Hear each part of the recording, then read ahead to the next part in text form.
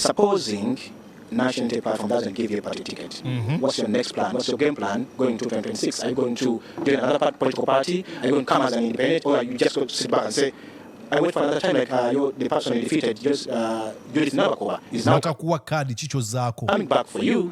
What will be your game plan? I'll cross the bridge when I get there. It's okay for someone to be uncomfortable. It is a right of anyone to compete with anyone. It's a right of anyone to seek the flag for any party, including my National Unity Platform. And they're welcome. They're welcome to the rest. And it's okay. What's causing this? Listen. People are not talking about everyone. Oh, sure. People are talking about some people. And that's where people must pay attention. People are not talking about everyone. They're talking about certain people. Okay. They can't be talking about everyone. They must talk about someone. They must pay attention to someone like me because... They must pay attention to someone like you because... There's something about me. There's something about you. What's that? What's that? Maybe I am special. Oh, wow. Honorable Joyce Bagala, I want you to, as you go back to the studio, I want you to look into the camera, have a word with the National Unity Platform leadership, especially your leader, Honorable Mpuuga Kivumbi, who was on the podium and said, mention your names as a crowd was hearing on. What would you tell the people who are giving you just a few days before you make yourself clean? Listen. To my Vice President, the Honorable Mpuuga Kivumbi, I think it's very, very important for someone as experienced as yourself to concentrate on the bigger struggle, the struggle for democracy, the struggle to remove Museveni and his regime. I think it's more important, and I think many Ugandans are waiting to see that sort of leadership. That's tactical. You're watching Mordecai Marissa Live Political Commentary. Please consider subscribing to help grow Uganda's Voices of Struggle ecosystem. Thank you. Very glad to be here on Mordecai Marissa TV. And yes, indeed, butere fugenda maso berengo subscribinga ku Mordecai Marissa TV. No. Nze Mordecai Marissa oli mukulaba Mordecai Marissa Live. Nkuwereza nsinzira waneeno mu United States of America wengoberera ebigenda maso mu nyaffe Uganda n'okwetoloola enkulungo y'ensi yonna era nga nkiwa nti oli ready okubeera nga tusimbula. Exactly. Wenna agenze maso n'okubeera ng'okuza omukutu guno nkwebaza. Gwa following ku Facebook webale nnyo, abali ku X platform oba Twitter webale nnyo. Nalabye ndowooza twawezezza emitwalo 3.7 ku Twitter. Tuli mitwalo 6,200 ku Facebook. TikTok tuli mitwalo 20. Ate YouTube channel yaffe empya tuli mitwalo. Is that being overambitious? Tuli mu 5,000. Tugezaako kulaba nga tujigusa. Eddeyo ku namba gye twalinamu eri YouTube yaffe gye babba. So genda maaso n'okubeera ng'osubscribinga, tolaba n'ogamba sigenda kubeera nga nkikola. Come on. Anyways, ladies and gentlemen, tugenda maaso n'okubeera nga twetegereza ebigenda maaso mu nnyaffe Uganda. NUP yateekawo nsalesale wa nnaku 30 okubeera nga abantu bonna abali disloyal eri ekibiina beetonda bwe baba baagala okusigala nga baweebwa card oba okusigala nga bakyali bammemba mu kibiina. Bagenda kwetonda. Omu ku bavudde okubeera nga boogera abaanuukula ultimatum eyateeddwawo NUP ye Joyce Bagala Ntwatwa, omubaka omukyalo wa Mityana District. Avuddeyo n'ayogera mu interview gye yakoze ne NTV gye tugenda okubeera nga tutunuulira. NTV yakoze story gye kansoke nkuzannyira story, then we tunaava ku story ya NTV, then ngenda kubeera nga nkuzannyira ate eyo conversation eyabaddewo mu interview eri exclusive NTV gye yabadde nayo. Katandike ne story eno eyakoleddwa NTV akawungeezi. Ku lw'okubirwa Sabbiiti eno, amyuka pulezidenti w'ekibiina ki NUP mu Buganda, Mpuuga Kivumbi, yategeeza nti ababaka bonna abalina obutakkaanya n'ekibiina balina ennaku 30 okuvaayo beetondera ekibiina oba si ekyo baakufuumuulwa n'ebifo byabwe biteekebwemu abantu abalala okubivuganyaako. Tugenda kuteekako amaanyi gaffe gonna Mukama Katonda ge yatuwa. Tugenda kuteekako amaanyi gaffe gonna Mukama Katonda ge yatuwa. Kuno okulangirira okutongole. Nanga ezo constituency 50 tuzaagala wano ku kido. Ku babaka abaasongwamu tuzaagala wano ku kido. Nnyo olunwe ye mubaka omukyalo wa Mityana Joyce Bagala era olwaleero avuddemu omwasi ku nsonga zino. Mityana District omukyalo twamwagala nnyo mu Nkambe President muwe omwoyo. Kivumbi ayogeza President mumuwa mwesoko. Ajewe yetonde omasi kyekyo tumulumbe nalo na mutima naki okubeera memba muna bidi. Okay, Bagala naddamu. Tebali muntu kubaforcinga okubeera memba wa kibiina.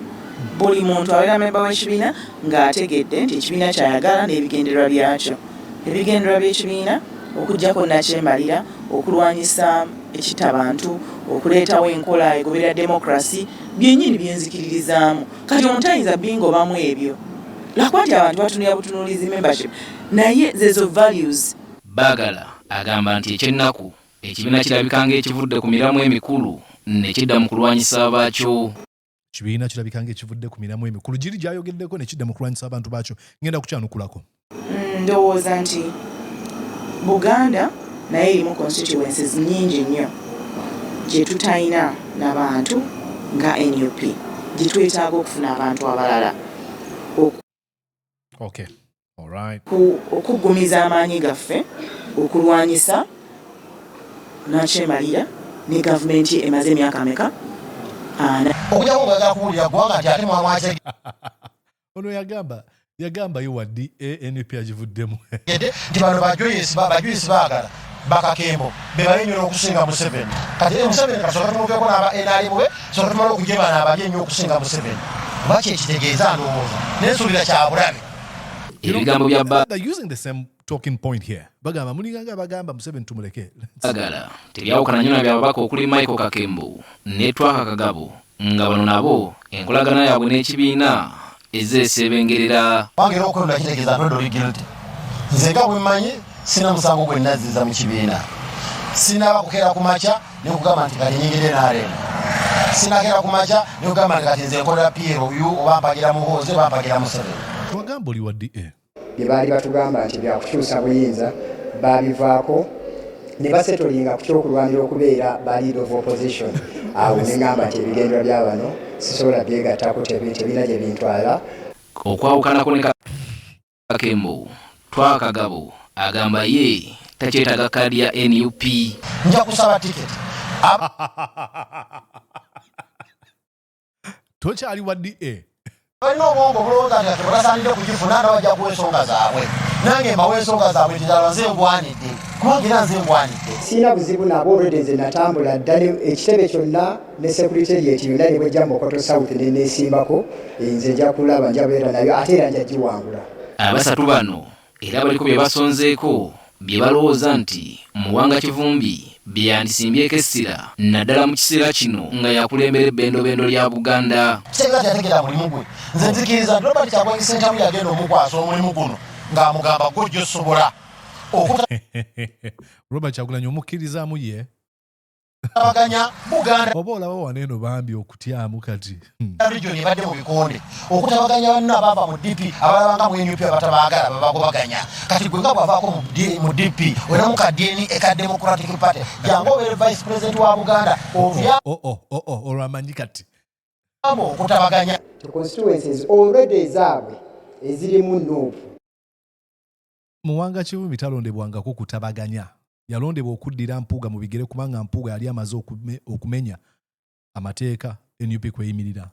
Already bazisimbamu era omuvuyo okulwanagana kuli mu constituency ezo eza Nuupu zewangula NRM ne bweba mu Buganda ewali NRM era tewaliyo buki buvuyo. Ate nze nina suspicion nteebereza otyo nti Mwami Museveni ne banne bandibanga balina eyo gye bayita mu mpolampola otyo balabise. This is some veiled this language is a little bit veiled. Wagamba nti balina gye bayiteeyo mu mpolampola. What she's trying to say is that probably could be working with some folks in the NUP okubagamba bafokasinge kana akatala akatono kyageza kugamba because bagamba balabise is sort of a nebulous language. Gaye nti mubalaba bali mu kaadi bya kaadi bali mu kaadi bali mu politics wa banne ewali NRM era tewaliyo buki buvuyo. Ate nze nina suspicion nteebereza nti Mwami Museveni ne banne bandibanga balina eyo gye bayita mu mpolampola bandi banga balineyo gye bayita mu mpolampola. What do you mean, Joyce? Bandi banga balineyo gye bayita mu mpolampola nga bayita wa? Balabise nga nti mubalaba bali mukaanira bya kaadi bali kati ani abagenda okwogera ebyo kubanga bira NRM, we expect that one na NRM okukyogera no kukaanira kaadi. This is a political party. I mean, it's like mu NRM kati saa zino bali mu kurwanya simanyi okwesimbawo bifo bya NRM ebyenjawulo bali mu kuvuganya kyogamba awo tebafaayo kukwongera kweremeza mu buyinza kitegeerekeka. Look, I don't even care about abantu abalwanira kaadi. I mean, human ego. kaadi bali mu politics wa kaadi. Ye Yusuf Serunkuma nga mutunulizi wa nsonga agamba nti engeri Nuupu gyekuttemu ensonga eno si yeesanye mu kiseera kino. Ensonga wabanga MP yasobya teyasobya bukulembeze bwa kibiina, yasobya bannayuganda. Kati gw'okukakkanya okusobya kwe n'okufuula nti kujjamu misakaali oba kujjamu musemisaako omuntu omulala oba okakkanyiza ensonga obwebwayo. What are you trying to say? Doesn't make any sense. Teyasobya kibiina, yasobya bannayuganda. Anti bannayuganda bonna tebasobola kubeera mu political party. Bannayuganda abo abasinga okulonda balonda omukulembeze ali mu political party. Olw'okuba bannayuganda bonna tebasobola kubeera mu NUP, president oba ekibiina ekiteekeddwa okutwala okukola decisions on behalf of the Ugandans. Yasobya bannayuganda era yasobya ekibiina. Yamenya amateeka g'ekibiina. Bw'amenya amateeka g'ekibiina aba amenya amateeka bannayuganda ge bakkirizaamu mu kibiina ekyo. Kati bateekeddwa okusalawo decisions okusinziira ku bannayuganda abawagira ekyo ekibiina. It doesn't make any sense. Let's go back here. Listen to what he says. Ensonga wabanga MP yasobya teyasobya bukulembeze bwa kibiina, yasobya bannayuganda. Kati gw'okukakkanya okusobya kwe n'okufuula nti kujjamu misakaali oba kujja oba tokukakkanyiza yasobya ekibiina kuba ekibiina kigamba yali ensimbi. Bw'omumma kwadi kwe kubanga otangira ensobi yo okugiwagira nti bwaddayo n'ali ensimbi ezo bannayuganda baba bagenda kunenya gwe nga bagamba yali ali ensimbi nakati azizzeemu. Bw'omubonereza mu ngeri y'okuyita okumumma kaadi obeera omubonereza ku lw'abannayuganda. Ensonga eziri mu parliament, ekyokulabirako ensonga eziri mu parliament zikubaganyizibwako ebirowoozo awo bye tukiikirira. Tusagamba nti ensonga z'abannayuganda bw'ozikkakkanya n'oziteeka mu parliament oba tozikkakkanyiza parliament mwe tukuŋŋaanira okuleeta ebirowoozo by'abannayuganda bonna. Obukadde 45 obw'abannansi mu Uganda tebusobola kutuula mu parliament. Tufunamu abo abamu ku ffe batukiikirire. We're contradicting. Actually, tukoma awo tugende wa Joyce Bagala. Now, before I even play you this, Joyce Bagala agenda kunnyonnyola ensonga ez'enjawulo. You know, Joyce Bagala ali mukama wange. So I'm talking about my former boss. Ali mukama wange nga nkola ku NBS. She was my chief editor. Amazing woman. When nakolera naye, yali mu kuva ddanga nkyalina mwana mutonga negomba Joyce Bagala nga mawulire asoma amawulire ku Kaboozi, ku Bbiri, ku Radio 1, nga asomera amawulire ku NTV, NBS, negomba. Yafuuka yalina mentor wange nga nkola nga ndi ku mukibaita Media Challenge Initiative. She was my mentor. And she's the one who gave me an opportunity okugenda ku NBS. So ngenda kubanga I am addressing this one respectfully. And look, mu bino byagenda okwogera, because I watched the interview before I did this, agenda kwogera ku butakanya. It is very easy okubeera n'obutakanya. This has nothing to do, because I know she's going to watch this conversation. This has nothing to do with Joyce Bagala. I don't have any issue with her personally. I still have immense respect for her. I still appreciate the opportunity yampa, but I disagree with her, especially with what she's going to say here. So I just want to make sure that I make that disclaimer. It's morning at NTV, Stephen Mbide, on Fefes Wechuga. This is Munyonyo. I'm going to be speaking to Honorable Joyce Bagala Antwasha. She's the woman MP for Mityana District. She's here because she's participating in a conference that is for women leaders. But we will not be settling much more on women leadership, but we will be speaking about her political seat, that is Mityana South, Mityana Woman MP seat. but also the politics that is ongoing within her party, National Unity Platform. Good morning to you, Honorable. Good morning, Stephen. How is Mityana? Mityana is beautiful. I was there yesterday and I'm going back today. Njaga kukyusa ka speed kansoke mpozi bade njaga kukyusa ka speed wano tuddeyo mu ka normal oba tuddeko mu wanwa. Yes. Well, let's go to the issues on the ground for now. First of all, I would want to start with the best question. When is the last time you stepped your last foot at the NUP headquarters market? Wasemba ddi okubeera ku kitebe ky'ekibiina Kavule Makerere? Last year. Mwaka guwedde. Tumalako omwezi ogwokuna. Tugenda mwezi ogwokutaano. Kitegeeza bw'aba tagenzeeyo na mwezi gujja aba amaze emyezi 5 nga tagenda ku kitebe kya kibiina. Nsonga kijaawa. And it's now 4 months into this new year. It's quite a long time. Yeah. It's surprising. Tekiwewunyisa. No, it's not surprising. Tekyewunyisa. It's okay. Oh, it's okay? I don't think it's okay. I don't think it's okay. Let's listen. The people who've not been there because they're unwell. The people who spend That's understandable. If someone is sick, that's very understandable. a year and so because of various reasons. But yes, I last up there last year. And that is Yeah, tewali mulwadde nga bw'ogambye. So, reason. causing acrimony and concern within the party leadership that members like you who were given a ticket for the party are nowhere to be seen at the party headquarters and in many party activities. That's Yeah, babantu bebuuza. Bakuwa party naye obadde togenda, bakuwa ticket obadde togenda ku kibiina. does that worry you? Kikutiisa? Don't worry me at all. Tekintiisa. And I think part of the party leadership has been very clear about what amounts to being an active member. Being present at the party headquarters is very okay. But I don't think that is what amounts to being active in the party. Absolutely, I agree with you. Osigamba nti anaabeera ku kitebe yali active olina okukola. There's so many other things that amount to being participatory in party activities and that being part of the struggle. And that my SG yesterday was talking about being with people, among the people that voted you. And Kubeera n'abantu, okwogera mu nkiiko eyo, Secretary General yabyogera. working for them and representing the people and spreading the campaign against the dictatorship. I would like to see just one person saying, I haven't done that. Agamba yandyagadde okulaba omuntu amubuusabuusa oba takoze ebyo ebimusuubirwamu Secretary General byagamba by'oteekeddwa okukola. And that is So you exactly cannot be perfect in everything. Tosobola kubeera ng'otuukidde mu buli kimu, okay? You may be strong in an aspect and weak in an aspect. Osobola okubeera omunafu wano ate n'obeera ow'amaanyi wano. Kati obunafu bw'ogenda kubwogera.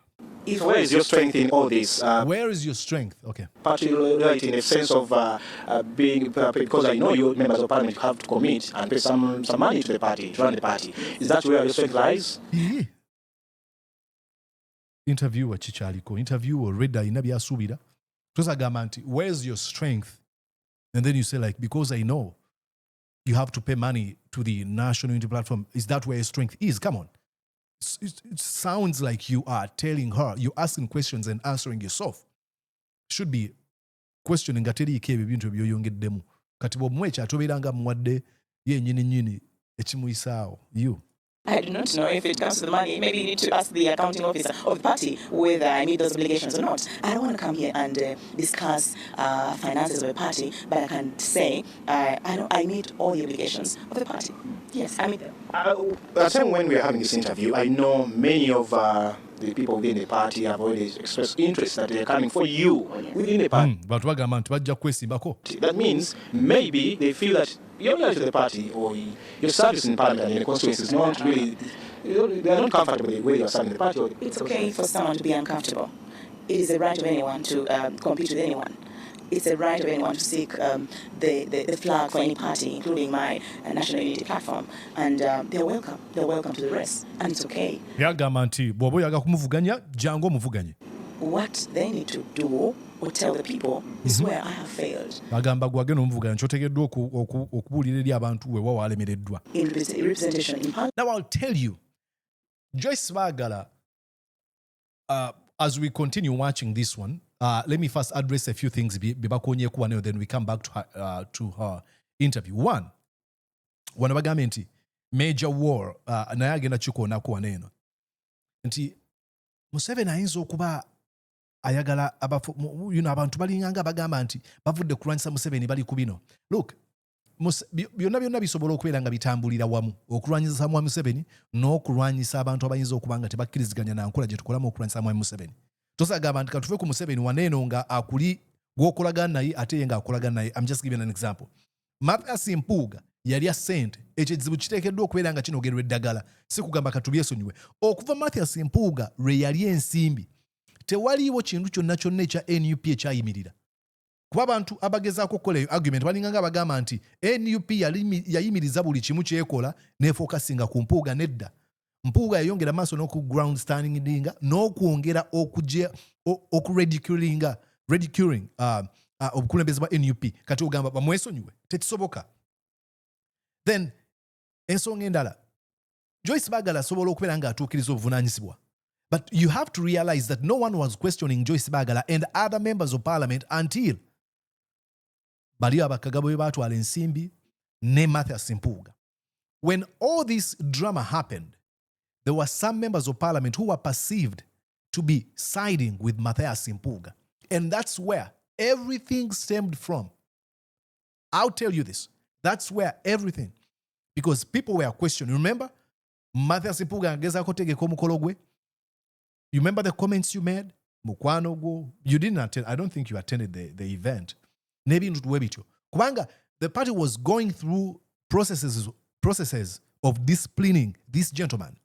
And your rhetoric was sort of siding with him instead of standing with the party. Because you otekeddwa okubanga okizanga ogamba nti yakola ensobi batekeddwa okutekinga disciplinary actions oba mu butakkaanya. Kati awo weva obuzibu sisuubira nti bakunenya olw'okuba totuukiriza buvunaanyizibwa bwo. This is me thinking that. Bayinza okugamba nti obuvunaanyizibwa butuukiriza.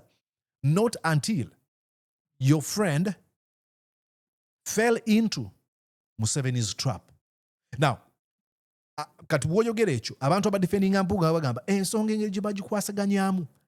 But Mpuuga admitted to have pocketed 500 million shillings, later on denied, started ground standing and ridiculing the leadership at the NUP.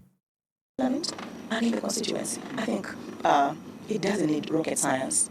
It's very okay. What I can say, it's very okay for someone to come to compete with me. Mm-hmm. In fact, it would be beautiful for someone to compete with someone as strong as myself. What do you think is causing all this acrimony that people are looking at you Question. And then others even look at that side when they see you? What is causing this harmony within you, fellow members of the same house? What's causing this? Listen. People are not talking about everyone. Oh, sure. People are talking about some people. And that's where people must pay attention. People are not talking about everyone, they're talking about certain people, okay? They can't be talking about everyone. They must talk about someone. They must pay attention to someone like me because... They must pay attention to someone like you because... There's something about me. There's something about you. What's that? What's that? Maybe I am special. Oh, wow. Maybe I am special. Now, look, you can think of yourself as special. It is okay to be proud of yourself. It is very understandable. I am special in my own way. You are. And everyone is special in their own way. But the reason as to why you've been questioned, it is because your continued perceived association with a man who wronged the National Unity Platform. That's it. There's no other reason.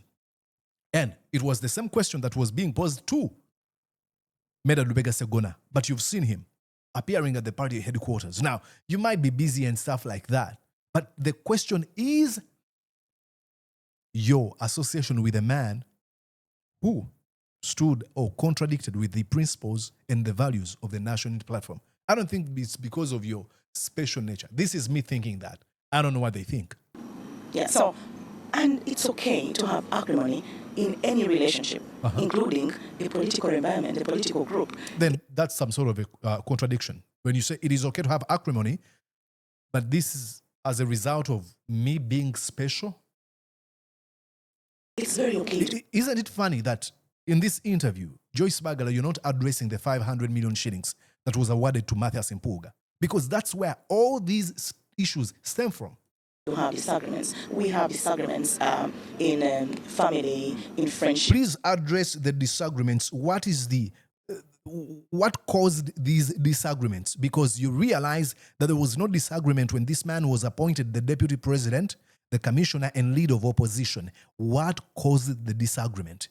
This sounds like a deliberate dodging of the question or the gist of this conversation. In groups, in any type of relationship, in any setting, the differences are normal. And no one should be there and say, oh, the heavens are coming down. No. And then, now, you said that. I'm going to use your point against you. It's okay. But that are resolved is what matters. How they are resolved. Now, this interviewer is not paying attention to that one. How they are resolved is what matters. You realize that that's the talking point many folks who are on the side of Mpuuga actually are putting their attention to. Usually they point out that, how are we resolving these issues? But they always dodge the gist of the conversation. Why would you award yourself 500 million shillings?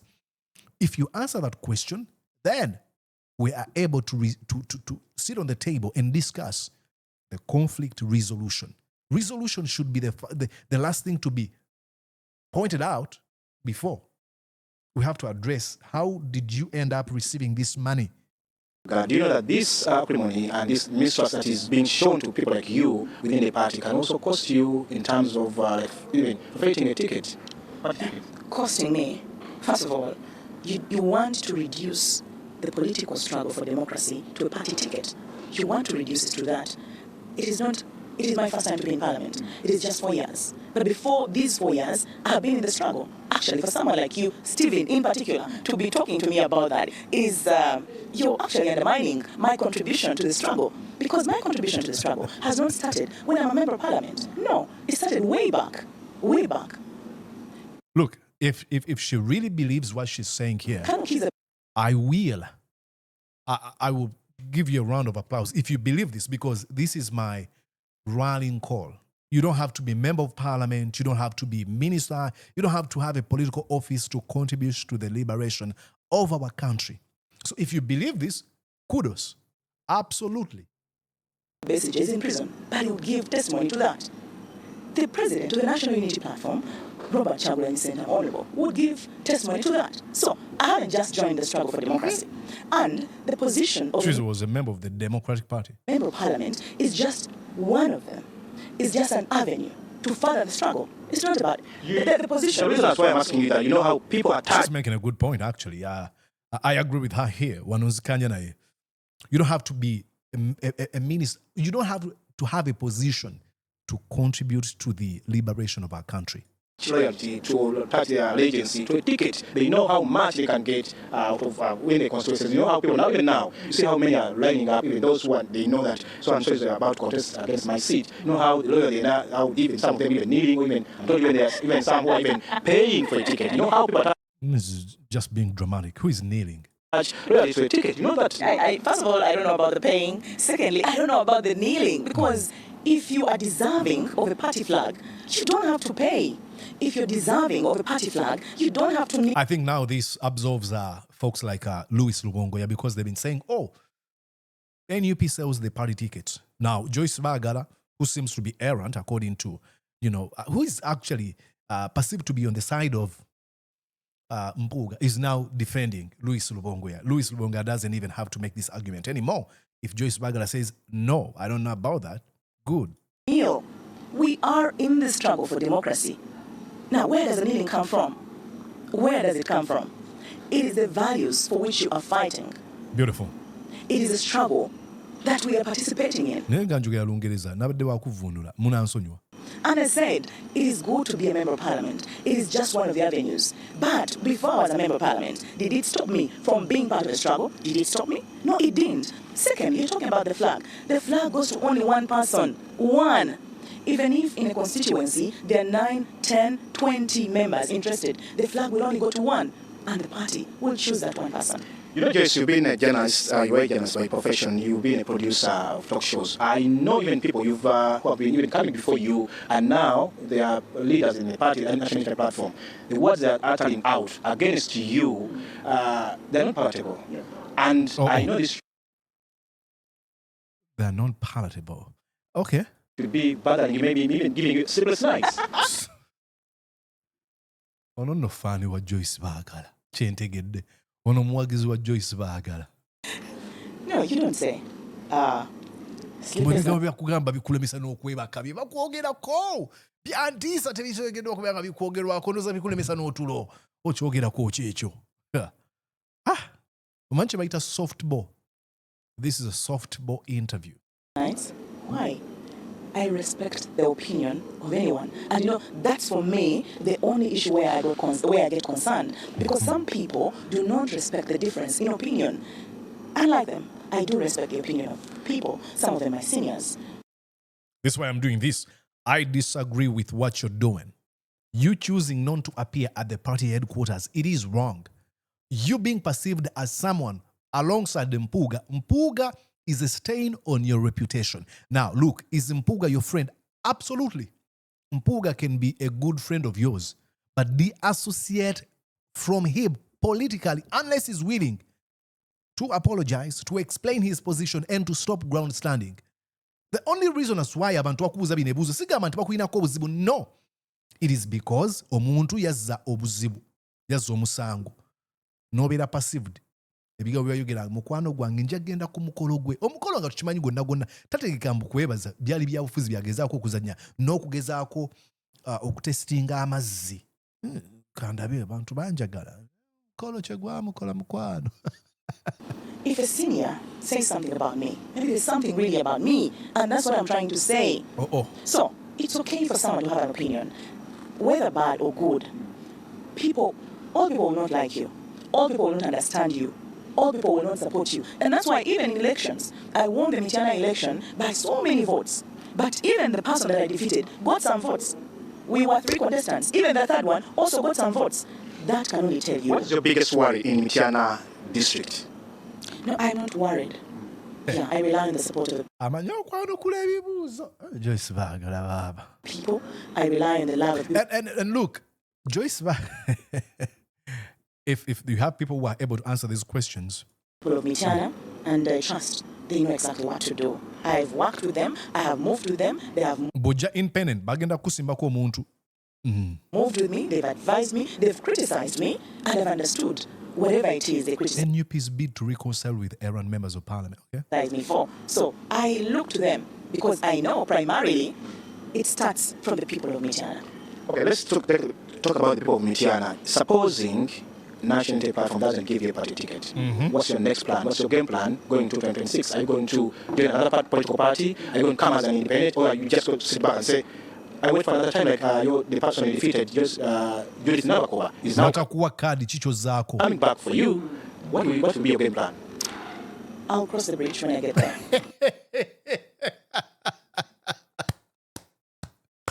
Joyce Bagala, ne Joyce Bagala namna byafuzi naye. Nja kusala olutindo olwo nga ntuuseeyo. Ugezi.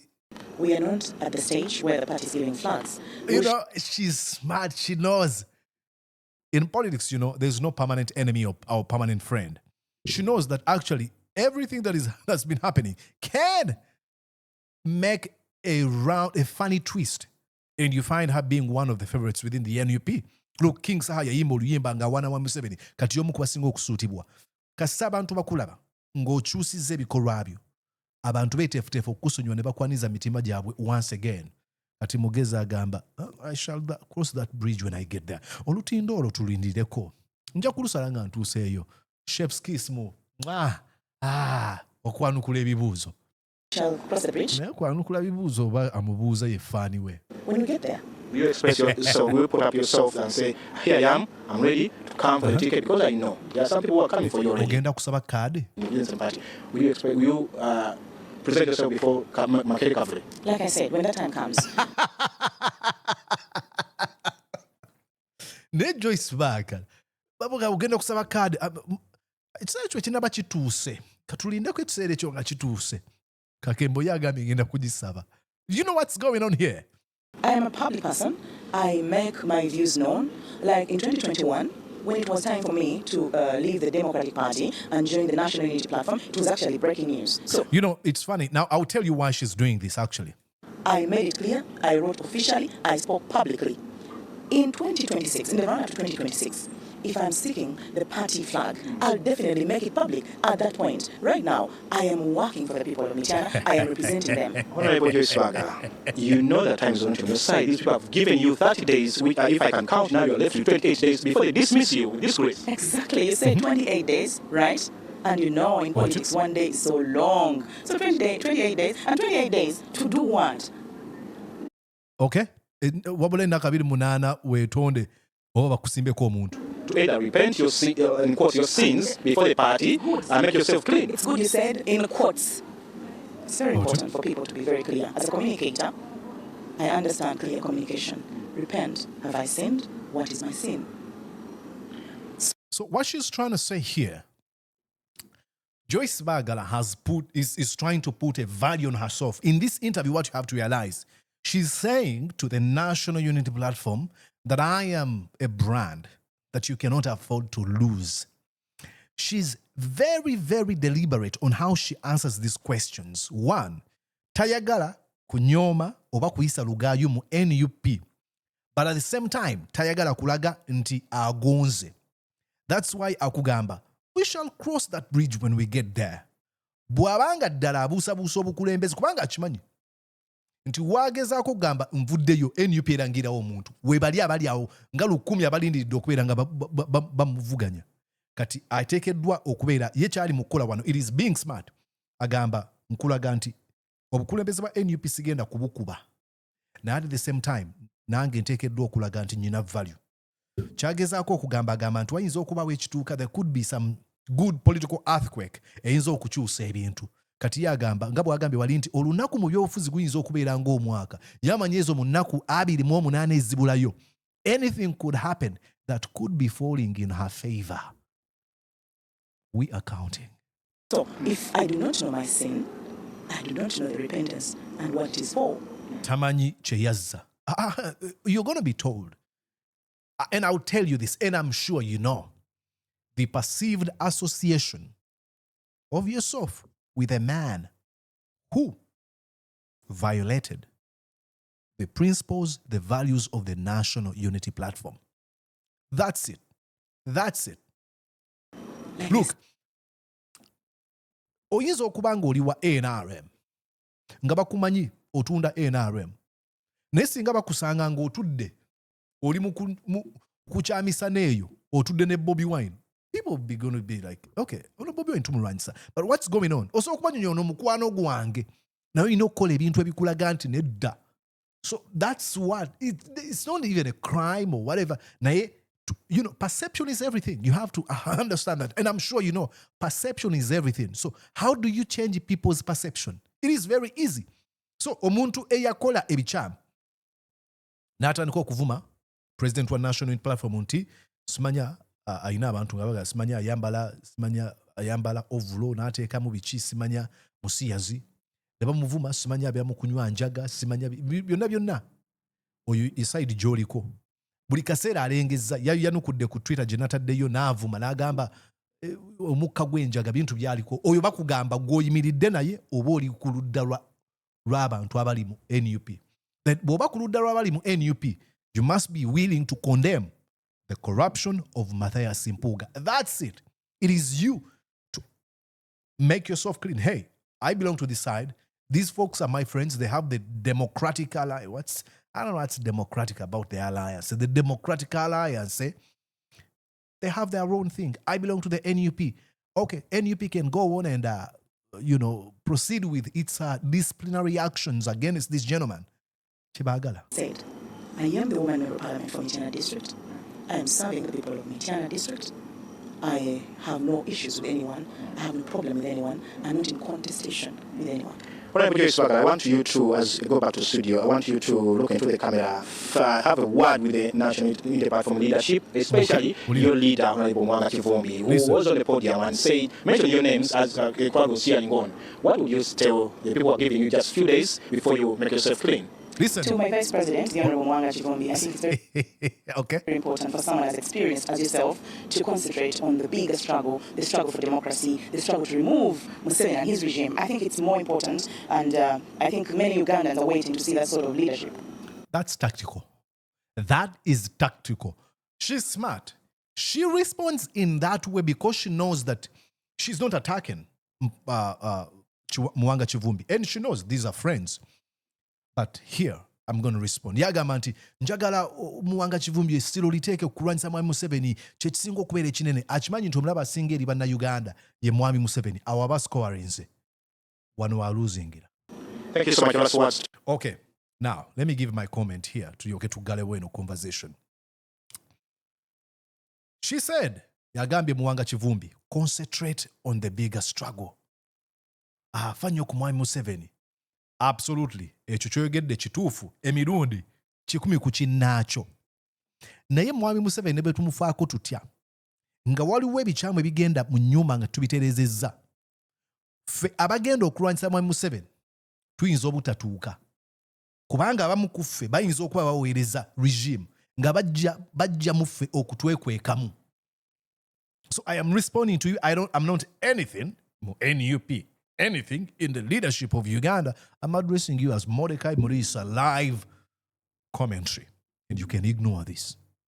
So, as you tell Mpuuga Chivumbi to concentrate on Museveni, and I believe for the most part, the NUP has been concentrated on toppling the regime. But there's something that needs to be fixed. And this is the ground standing of Mpuuga.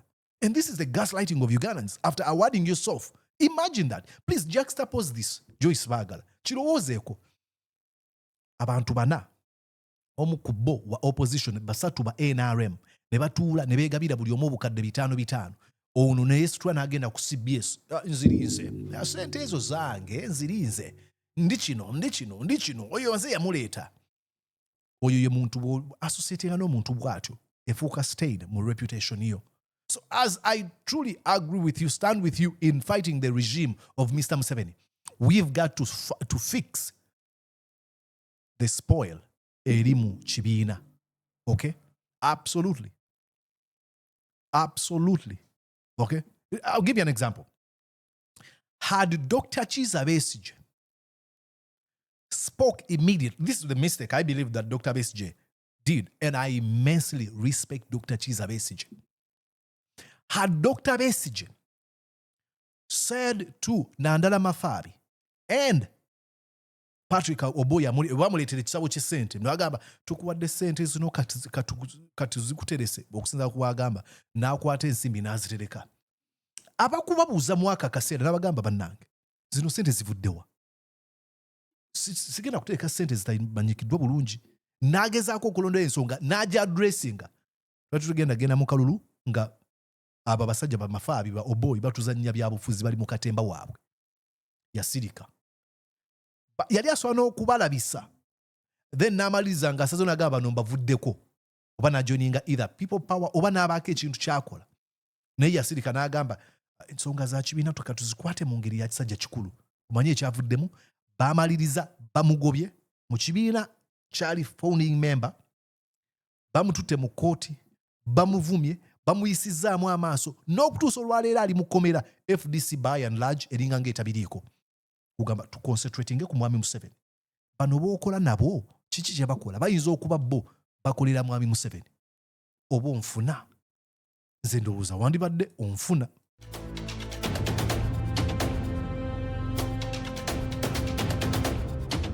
Webale nnyo okulaba Joyce Bagala. Nkimanyi ogirabye video. Yali mukama wange ate era nkyamuwa ekitiibwa ky'amaanyi nnyo.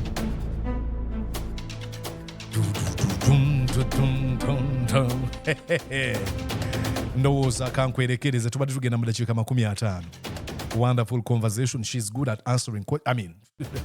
She's a communicator. Banga lyamaze mawulire. Interesting conversation. Kikyolowooza ku bino byonna teekawo comment gigabaneko n'emikwano gyo. Ategenda maaso n'okubeera ng'osubscribinga ku mukutu guno eno. Nze Mordecai Murisa nkwagalizaawo okubeera obulungi. Weeraba. Did you enjoy what you just watched? I'm sure they did. I'm going to guess that you did. How about you consider subscribing to Mordecai Marissa Live YouTube channel? Thank you.